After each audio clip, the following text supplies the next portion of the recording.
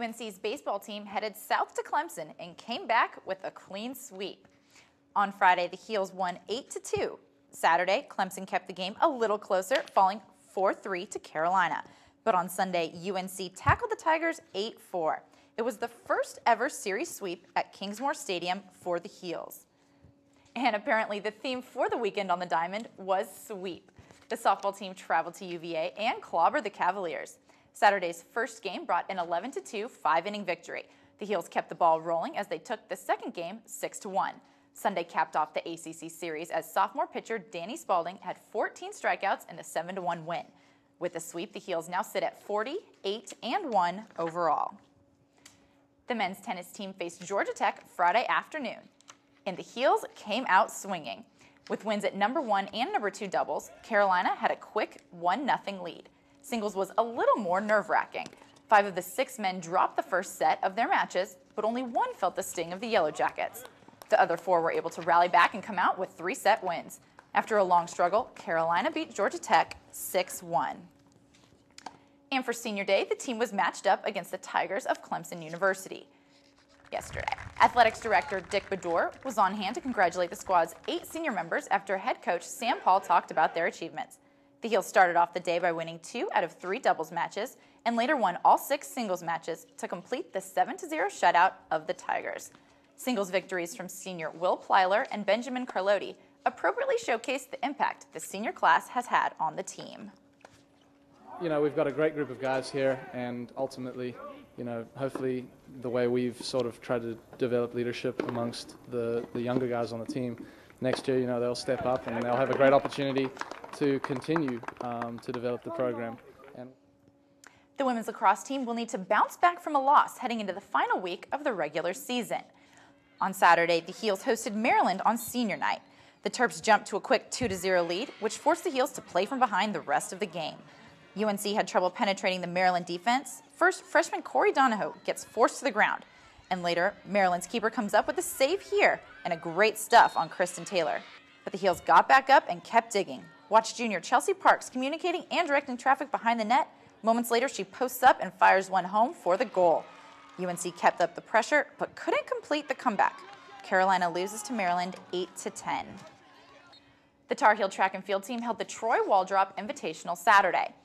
After honoring the senior members of the track team in a 3-hour rain delay, Carolina was back in action. With more than 20 schools participating, the Heels had the competition they needed to qualify for the upcoming regionals. In fact, 17 Tar Heels hit qualifying marks. Carolina placed first in 15 of 40 events, taking a 1-2 finish in the women's 200-meter dash, with Tyra Johnson and Christine Johnson breaking 25 seconds. In golf, the Tar Heels let both Duke and NC State get the better of them this weekend at the River Landing Intercollegiate Tournament. The Devils won the event, State was second, and the Heels were 6th in the 15-team field. Well, if you can't stroke it like Tiger, try a version of golf where polos are prohibited and beer is a must.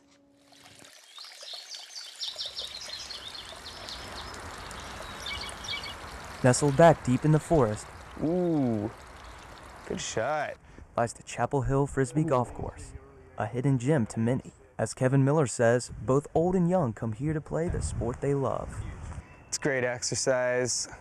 You don't really have to be good at the game to enjoy it. It's just fun to walk around with your friends, hang out, drink a couple beers in the beautiful weather. Golf clap.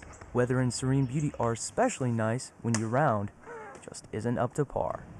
Frisbee golf guru Daniel Collins offers some helpful tips to get into the game. And it's all in the snap. You get the snap. Yeah.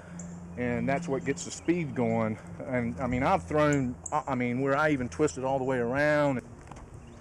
And you will definitely need that extra snap if you hope to make it through the course's many challenging hazards. Yet Collins and Miller both agree that's the fun part. And the best part about Frisbee golf is how inexpensive it is. Buy one of these discs new costs about $10. Buy it used costs about $2. And to play out here at the rec center, well, it's free.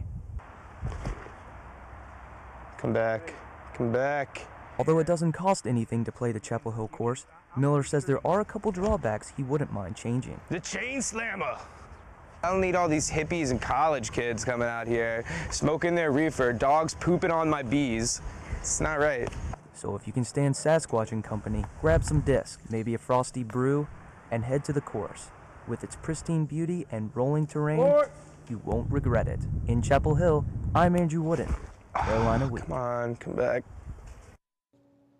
So not only can you go try out a new sport and have a great time, but the course actually wraps around the softball field, so you can go ahead and take a break and watch some softball games as well. Well, it sounds like a lot of fun, and you know, I enjoy playing ultimate frisbee, but it's just a totally different aspect because it's not about going to the end zone. Now it's about you and that little goalpost where you got to get it into that little thing. And tucked in those trees, I don't know how they get it inside of it. Oh, dear goodness. Thank you, Marissa. Well, on Sunday, Carolina students gathered to honor one of our own. Coming up, we'll show you how students celebrated the life and work of Eve Carson.